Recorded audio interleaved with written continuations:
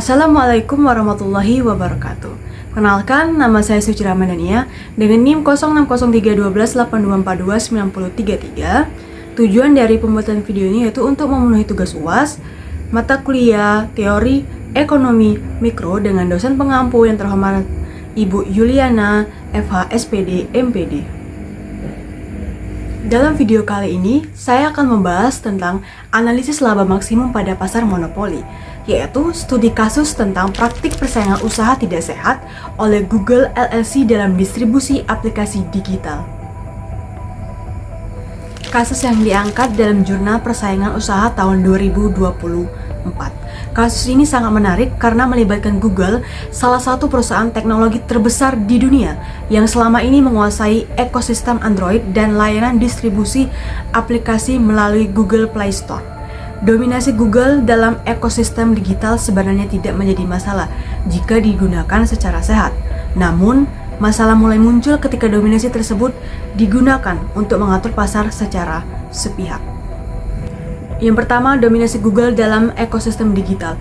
Google berada pada posisi yang sangat kuat karena menguasai dua aspek penting. Yang pertama adalah sistem operasi Android yang digunakan oleh lebih dari 80% pengguna smartphone di Indonesia. Dan yang kedua adalah Google Play Store yang menjadi pintu utama bagi pengguna untuk mengunduh aplikasi. Kondisi ini menciptakan ketergantungan yang sangat besar. Produsen smartphone, developer aplikasi, dan bahkan konsumen pada akhirnya tidak memiliki banyak pilihan selain mengikuti aturan yang ditetapkan oleh Google. Dominasi ini menjadi titik awal munculnya masalah. Yang kedua, kebijakan Google Pay Billing atau GPB. Masalah utama dalam kasus ini berasal dari kebijakan Google Pay Billing. GPB adalah sistem pembayaran milik Google yang diwajibkan untuk semua transaksi digital di dalam aplikasi Android. Melalui kebijakan ini, yang pertama, semua pembayaran harus menggunakan Google Pay Billing. Yang kedua, Google mengambil biaya layanan sebesar 15-30% dari setiap transaksi. Developer dilarang menggunakan metode pembayaran alternatif. Jika developer tidak patuh, aplikasi bisa dihapus dari Play Store. Sebelumnya, banyak developer menggunakan sistem pembayaran dengan biaya jauh lebih rendah, sehingga kebijakan ini langsung meningkatkan biaya operasional mereka. Akibatnya, developer menjadi tidak bebas menentukan cara pembayaran yang paling efisien bagi bisnis mereka. 3. Perjanjian tertutup dengan produsen smartphone. Selain GPB, Google juga menerapkan beberapa perjanjian tertutup atau closed agreements dengan produsen smartphone. Ada dua perjanjian penting yang dibahas dalam jurnal persaingan usaha tahun 2024. Yang pertama, MADA, Mobile Application Distribution Agreement. Melalui MADA, Google mewajibkan produsen smartphone untuk menginstal aplikasi Google seperti Search, Chrome, YouTube, dan Maps, menempatkan aplikasi-aplikasi tersebut pada posisi strategis di perangkat, menjadikan Google sebagai mesin pencari default.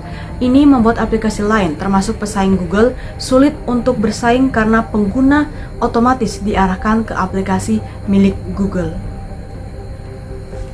Yang kedua, AVA atau Anti-Fragmentation Agreement. Dalam AVA, produsen smartphone tidak boleh menjual perangkat dengan Android versi modifikasi yang tidak disetujui Google. Hanya boleh menggunakan Android resmi yang terikat dengan ekosistem Google.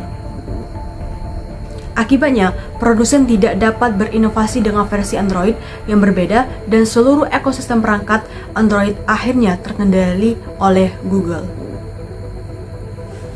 Jurnal juga menyoroti bahwa kebijakan Google bersifat diskriminatif.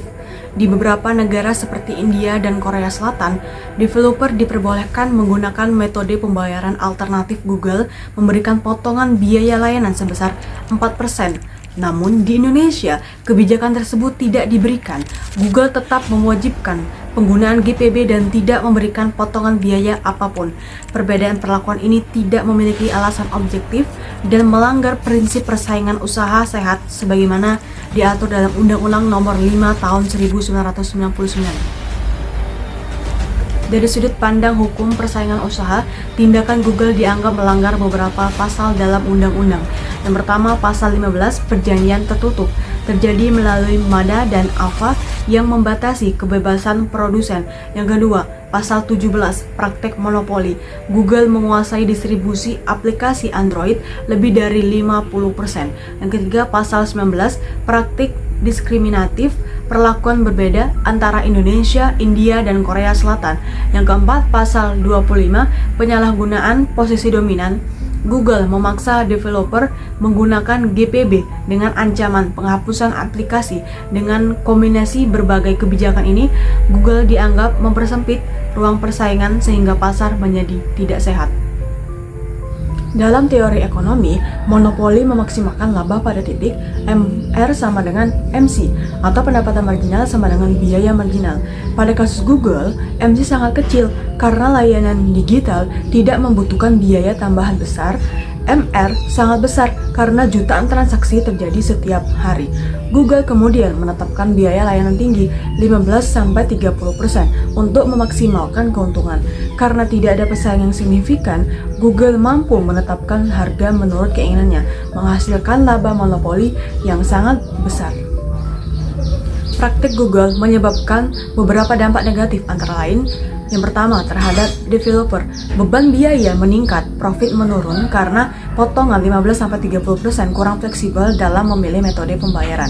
Berisiko kehilangan pasar jika aplikasi dihapus. Yang kedua, terhadap konsumen, harga aplikasi dan layanan digital menjadi lebih mahal, pilihan metode pembayaran terbatas, terjadi ketidakadilan harga antar negara. Yang ketiga, terhadap struktur pasar, hambatan masuk atau entry barriers semakin tinggi, pesaing sulit, tambah inovasi, terhambat terjadinya dead weight loss sebagaimana teori monopoli. Untuk mengatasi masalah monopoli digital, dalam Jurnal Persaingan Usaha tahun 2024 menyarankan yang pertama, revisi Undang-Undang Nomor 5 Tahun 1999, yang kedua, membuat regulasi khusus Digital Market Regulation, yang ketiga, membuat pedoman persaingan usaha di pasar digital, yang keempat, melakukan market study secara rutin pada platform besar. Tujuannya adalah agar Indonesia bisa lebih siap menghadapi kekuatan platform global seperti Google.